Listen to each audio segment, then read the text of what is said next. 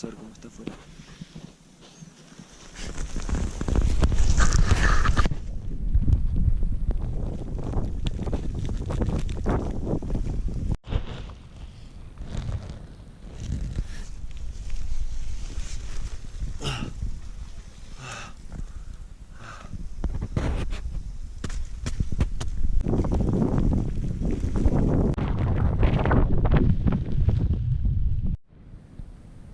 Hola, estamos acá esperando que pase la tormenta.